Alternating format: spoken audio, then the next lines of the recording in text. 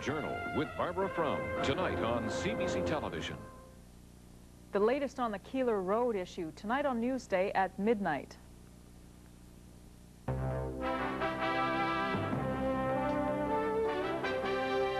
Tuesday, November 14th.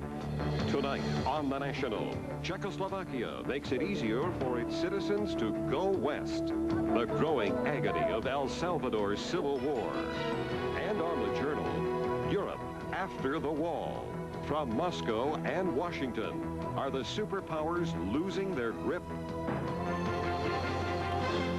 The National with Allison Smith and Peter Mansbridge in West Berlin. Good evening again from the Berlin Wall. What started here 5 days ago is catching on in Eastern Europe. Freedom of travel. It seems to be working for East Germany. People are leaving to visit the West, but that's all they're doing. Visiting, then they're going home. Now another communist country is going to give it a try, Czechoslovakia. The government there says it's going to open its borders, and Czechs will no longer need exit visas to leave the country. Now, Czechoslovakia has a particularly hard-line government, so if anything can still be considered a surprise over here, this was a surprise. The CBC's Claude Adams is in Czechoslovakia tonight. He reports from Prague. Just before the Berlin Wall opened, Czechoslovakia was the corridor of freedom for tens of thousands of East Germans who believed there was no way else to escape. It's believed that experience and the dramatic political events that followed may have influenced the latest changes in Prague. Prime Minister Ladislav Adamec told his country's Federal Assembly today that exit visas are an example of useless bureaucracy. That speech, broadcast on state television, signaled what diplomats see as an important concession by a hardline communist state. Czechs can visit Western countries, but they must get stamps from the government and the military. That can take a month. Diplomats say that a Czech exodus is not expected, but the government uses the travel laws as a safety valve for public discontent. A Czech human rights lawyer warned today against radical reforms of any kind coming too quickly. It must come, but slowly, step by step, having in mind our own experiences from 1968. 1968 was the year of the famous Prague Spring, when Soviet tanks rolled in to crush a liberalization movement. It's believed the new travel law will take effect in January. However, Czechs will still need entry visas from countries they wish to visit. The new travel law does not go as far as East Germany's. Leading critics of the government can still have their passports withheld. But dissidents are hoping that after 20 hard years, one of Eastern Europe's most unyielding regimes may finally be giving ground. Claude Adams, CBC News, Prague. Here in Berlin, there's another opening in the wall tonight, number 22, and there's also word that we may soon see another passageway right here at the Brandenburg Gate. This gate was built in 1791. It's the heart of the old United Berlin. Opening the wall here would have tremendous symbolic value. Tonight's television newscasts over here on both sides of the wall were full of speculation about when that might happen. That's probably why so many people turned up, just in case. But the East German government says it's just considering the idea right now. What it's not considering, though, is tearing down the wall completely. Hans Modrow, the premier elected just yesterday, said the wall was put up not to keep East Berliners in, but to protect them from the West. And he told a German newspaper the wall won't come down because in our country there is little criminal activity. Cases of AIDS and drugs are virtually unknown. Our people are asking themselves why they shouldn't just leave it as it is. The mayor of West Berlin says he doesn't care if the wall never comes down, as long as people can cross it without trouble. He joked, though, that the East Germans may want to tear it down and then sell it for the hard currency East Germany so desperately needs. Well, 1/3 of all East Germans now have visas to travel to the West. That's more than 5.5 million people. We've paid a lot of attention to those who are traveling back and forth between East and West Berlin. But tonight, a story about travel in a much smaller place.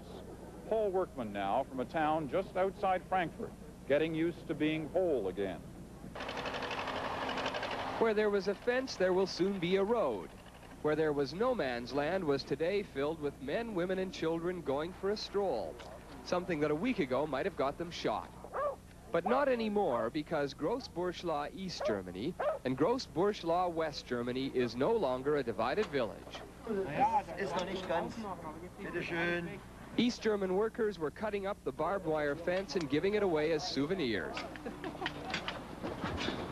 On the bridge, soldiers were still wearing their guns, but not exactly sure what they were supposed to be guarding. We're not going to need any of this anymore, he says. No more fences, and I'm glad about it. Today, nobody needed a visa, nobody needed special permission to cross. West Germans came in one side, East Germans went out the other, all amazed at how easy it was. Very nice, wonderful, no? Super. East Germans have been going to the West by the millions to look around and shop and gawk. Well, in this village, it's the other way around. It's the West Germans who are going to see how the other half lives. They wandered through the village like wide-eyed tourists, down Karl Marx Street, past the privately owned bake shop that was pretty much sold out. They helped themselves to East German beer, comparing it with their own. Was ist besser? West. West is better, he says. They wandered into the state-owned supermarket, meager by Western standards, but there was a meat counter that wouldn't look out of place anywhere. And just about everywhere on the street, people met friends and relatives they haven't seen for years. These two were longtime pals before the wall divided their lives. They haven't seen each other since 1952. There's still a wall dividing the two villages, but now it has a big hole in it. And a big hole means that friends can again be friends, and neighbors can again be neighbors.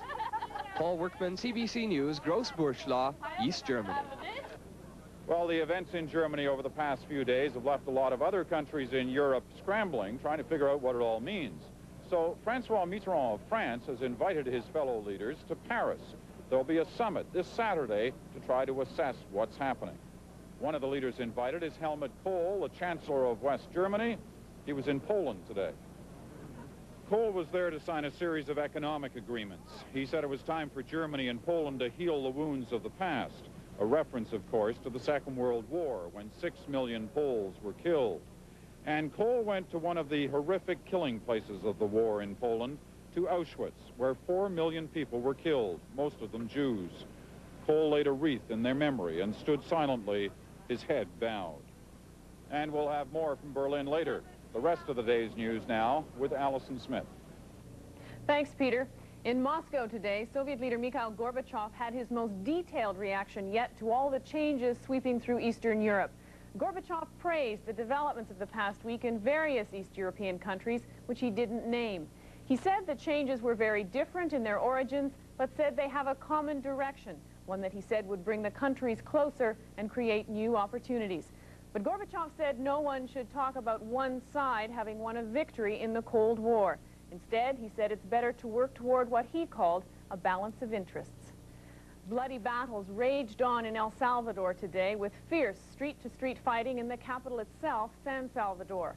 Leftist rebels who launched the offensive on Saturday claim they're now in control of more than half the outlying provinces.